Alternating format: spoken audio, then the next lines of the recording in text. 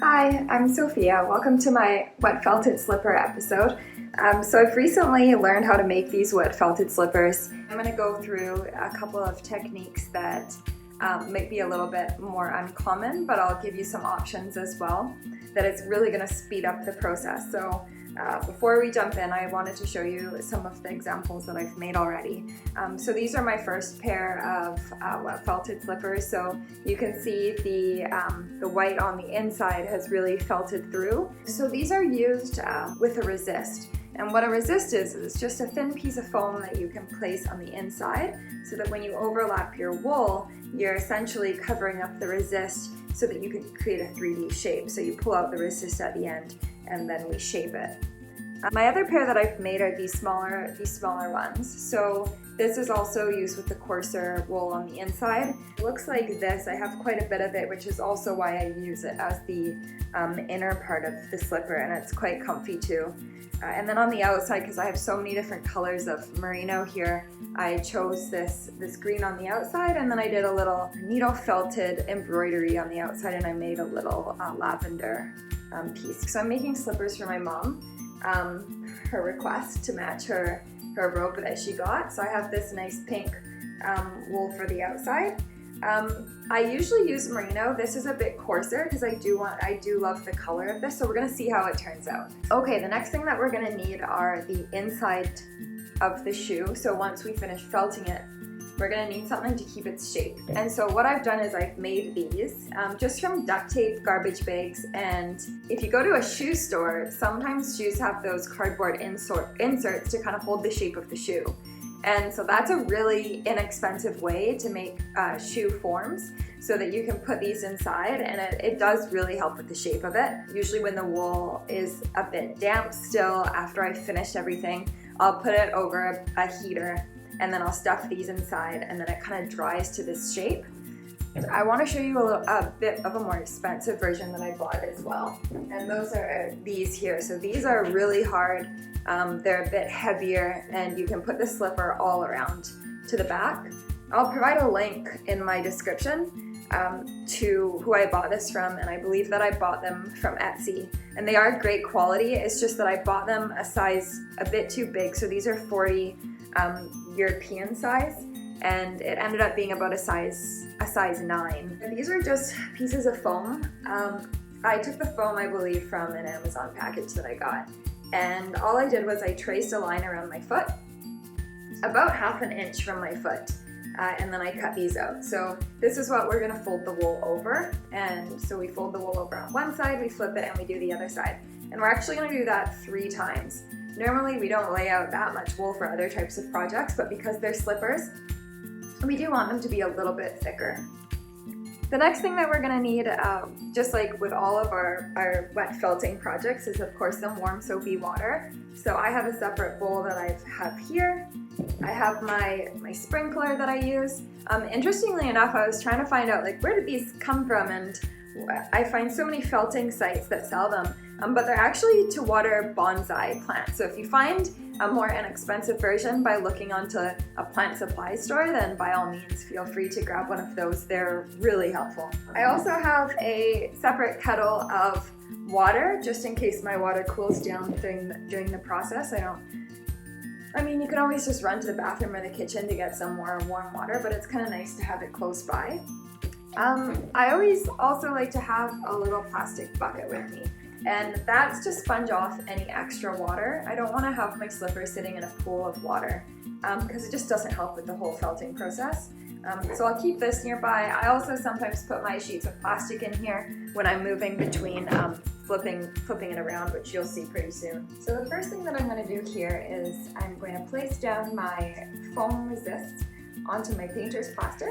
You'll be able to see this plastic here. Underneath this sheet is a piece of bubble wrap, just because we want that texture of the bubble wrap to help when we're starting in the fulling process. Another thing that I have nearby is I have another piece of plastic. So this plastic here is going to be the plastic that I lay on top of it, and then it assists me with flipping. So essentially I'm going to grab the wool here and then flip it so that I can do the other side.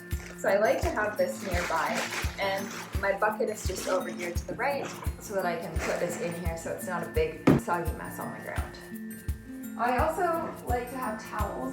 An extra towel is always really useful. Sometimes there's going to be drips on the floor, and I don't work in a massive studio or anything. I'm just in one of the rooms in my home.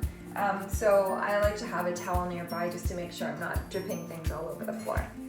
Okay, so I'm going to start taking my wool, and like I showed before, I'm going to be breaking it apart into 2 equal parts and making a left foot pile and a right foot pile.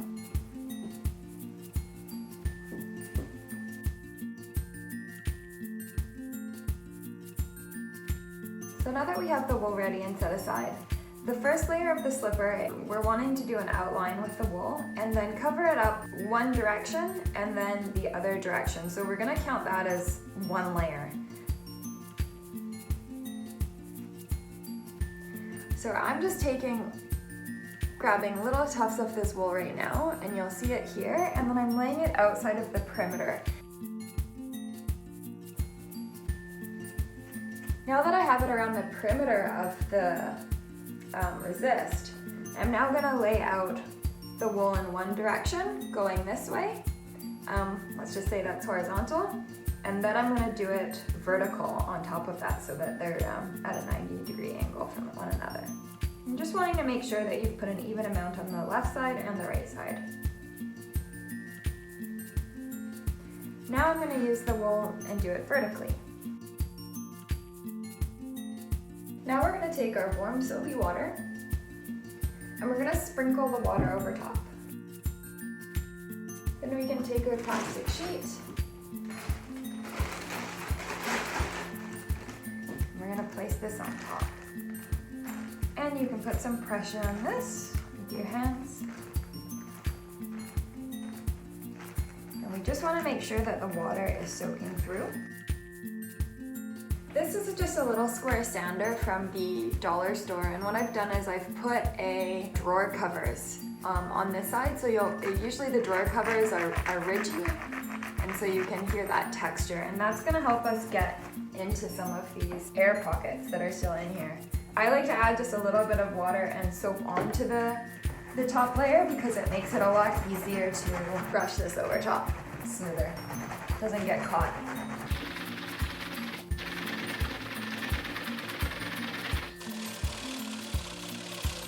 Okay, so it might look kind of weird that I have a sander out right now, but I've seen so many YouTube videos where the felters, they're usually quite professional, they have a sander, and I love this technique because it just takes a lot of the energy and effort out of your shoulders, back, and arms. So although I don't have a back problem or anything, I do have an obsession with felting problems, so I had to get this tool to try it out. And essentially what you're doing is, rather than using your bubble wrap or something like this to scrub, all you have to do is place the sander on top and press a button. And there's obviously some safety protocols. For example, I put a brand new piece of plastic wrap on top so that there's no water. I don't want to get any water into the motor. I also don't want water obviously running down and getting into the socket. So I'm making sure that even though I'm wet felting, that sanding process is still a very dry process. Now that I've flipped my slippers, it's probably a bit hard to see, but I can see the resist on this side. And then I also have the wool that's come out on the perimeter where the 1.5 inches is that we laid down. So all I'm doing now is I'm taking that wool from the outside and I'm just tucking it in tight around the edges because that's going to be the outside of our slip.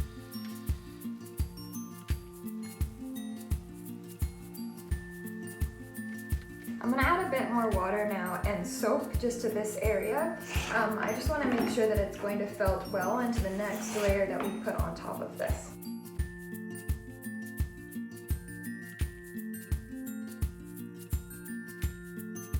And we're going to do the exact same thing that we just did to the front side.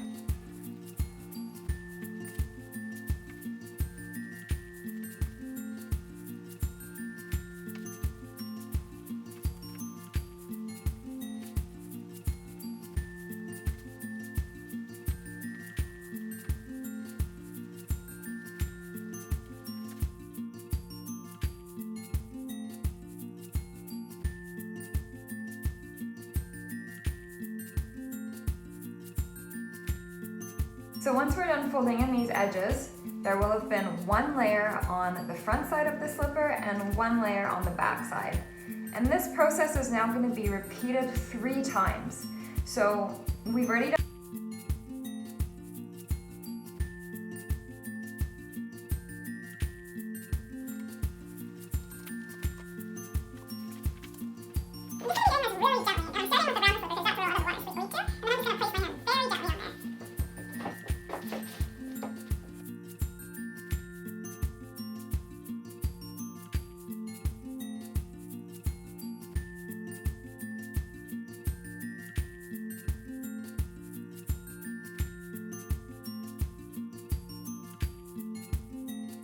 Now that I'm done laying down my 3 layers of wool on each side, I'm going to do a little bit of fulling before I use the dryer technique. Fulling is essentially a way to start shrinking your fibers by adding extra friction.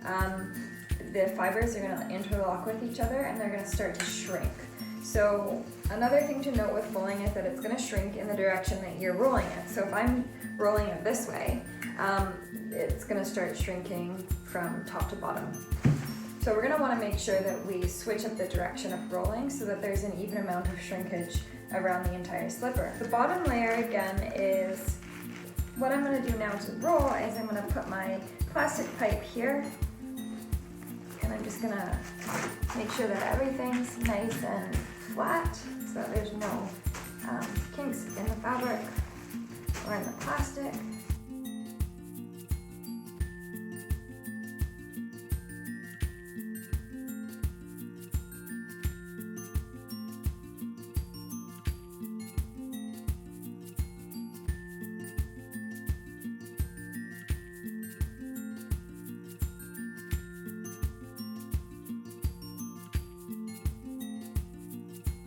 Now that these are cut, I've cut a shape just like this and I've pulled the resist out.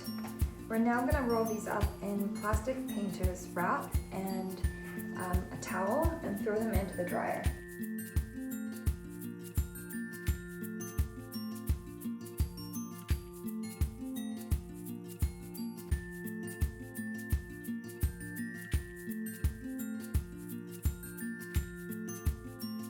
Once they're done in the dryer, we add these forms in the middle to start shaping them, and then I'm going to put them over some heat to dry.